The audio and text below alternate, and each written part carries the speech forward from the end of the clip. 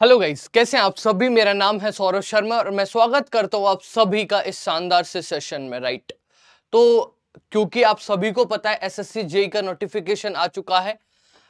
50 marks की आपकी reasoning आने वाली है, जो कि एक बहुत बड़ा नंबर है। अगर आप 15 मार्क्स, अगर 200 में से 50 नंबर की अगर रीजनिंग आ रही है तो that is a big thing guys, है ना। अगर आप अपनी रीजनिंग को इंप्रूव करना चाहते हैं तो आप इस टेलीग्राम चैनल से जरूर जुड़िए। सौरभ शर्मा टेक्स्ट बुक 2 बजे डेली क्लास होती है, ठीक है, उसको भी आप अटेंड कर सकते हैं। ठीक है जी, चलिए 50 नंबर की आएंगी, 50 एमसीक्यूज होंगे 50 मार्क्स के रीजनिंग के, है ना। चलिए, तो हम जानते हैं, मैं यहां पर आपको जो सिलेबस डिस्कस करने वाला हूं वो एक बहुत ही अच्छे वे में डिस्कस करने वाला हूं गाइस, है ना। मैं आपको साथ के साथ ये भी बताऊंगा कि कौन जरूरी टॉपिक है, किससे एसएससी जेई बार बार पूछता है, कितने दिन आपको देने चाहिए। ठीक है, चलिए, तो एनालॉजी को 3 दिन दे दीजिए आप, है ना। 3 दिन में आप एनालॉजी को खत्म कीजिए। पहला टॉपिक है, जरूरी टॉपिक है एनालॉजी, जिसको हिंदी में बोला जाता है समरूपता। उसके बाद आप जा सकते हैं कोडिंग और डिकोडिंग पर। पहला टॉपिक एनालॉजी, दूसरा कोडिंग डिकोडिंग है, जिसको आप 4 दिन दे सकते हैं गाइस, है ना। बढ़िया टॉपिक है एनालॉजी और कोडिंग डिकोडिंग, अकेले ऐसे टॉपिक है जिससे 7 से 8 क्वेश्चन आपको पेपर में देखने को मिल सकते हैं। ठीक है, 50 में से 7 से 8 क्वेश्चंस आपको एनालॉजी और कोडिंग डिकोडिंग से ही देखने को मिलेंगे। चलिए, उसके बाद आप नंबर सीरीज और अल्फाबेट सीरीज पर जाएंगे।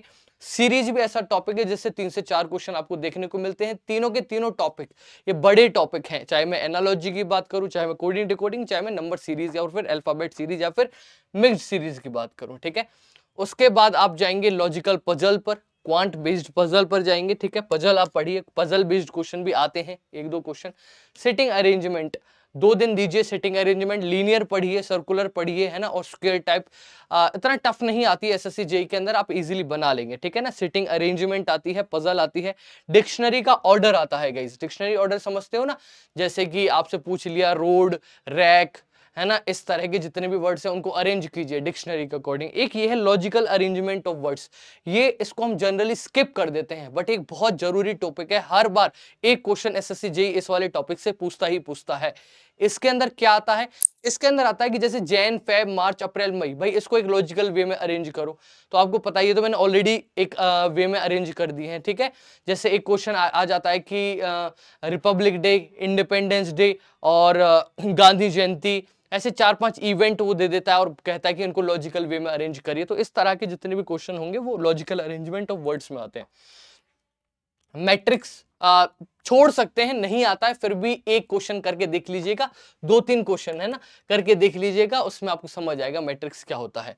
कोडेड ब्लड रिलेशंस, है ना, ब्लड रिलेशंस के अंदर ही आते हैं सारे के सारे। ठीक है, ब्लड रिलेशंस को पढ़ सकते हैं, बहुत जरूरी टॉपिक है, जरूरी टॉपिक है गाइस, है ना, ब्लड रिलेशंस। उसके बाद जनरल नॉलेज और मीनिंग बेस्ड, फिर नंबर बेस्ड, ये सारे टॉपिक पढ़ सकते हैं आप।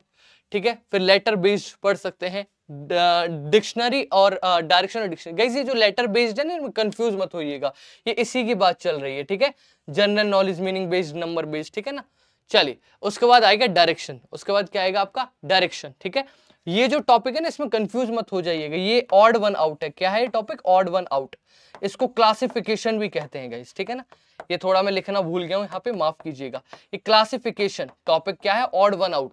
ऑड वन आउट कई तरीके से आता है, जनरल मीनिंग बेस्ड आता है, नंबर बेस्ड आता है। ऑड वन आउट है ना, भिन्न को चयन करें, भिन्न का चयन करें, वो वाला टॉपिक है। ठीक है, तो वो पढ़ सकते हैं। डिक्शनरी और डायरेक्शन और डिस्टेंस ये पढ़ सकते हैं। क्लॉक और कैलेंडर, कैलेंडर उतना नहीं आता है, अब ये टॉपिक कम हो गए हैं, फिर भी 1-2 क्वेश्चन आपको देखने को मिलेंगे क्लॉक और कैलेंडर से, तो 2 दिन आप देख सकते हैं क्लॉक और कैलेंडर से। ठीक है, डायरेक्शन और डिस्टेंस, है ना, डायरेक्शन दिशा और दूरी, ऑड वन आउट है गाइस। ये लेटर बेस्ड जो है ये भी odd one out. Odd one out कई तरह के आते हैं, लेटर बेस्ड, नंबर बेस्ड। ठीक है, चलिए, उसके बाद आपका ऑर्डर और रैंकिंग आता है, सिलॉग आता है, सिलोजिज्म, वेन डायग्राम बहुत जरूरी टॉपिक है, स्टेटमेंट एंड आर्ग्यूमेंट ये वाला topic, statement and conclusion, completion of incomplete figures, है ना, होते हैं ना अधूरे फिगर आपको दे दिए जाते हैं, आपको कंप्लीट करना पड़ता है।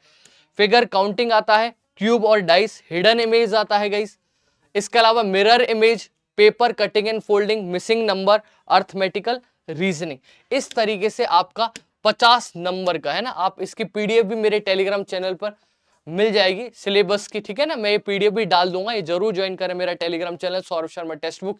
इसके अलावा गाइज, अगर आप मेरे से रीजनिंग पढ़ना चाहते हैं तो मेरा एक पेड बैच है जिसमें आप एनरोल कर सकते हैं। आप इस नंबर पर हाय लिखकर भेज सकते हैं, ठीक है। ये मेरा कूपन कोड है, अगर आपको बैच परचेज करना आता है टेक्स्ट बुक की ऑफिशियल वेबसाइट से तो आप ये कूपन कोड लगा के परचेज कर सकते हैं, जिससे सस्ता हो जाएगा बैच, ठीक है। और ये मेरा टेलीग्राम चैनल है, ठीक है गाइस, इसको भी आप ज्वाइन कर सकते हैं, ठीक है जी। ये रहा आपका पूरा सिलेबस, जिसकी पीडीएफ मैं इस टेलीग्राम चैनल पर भी डाल दूंगा। Thank you so much guys, thank you so much, bye bye.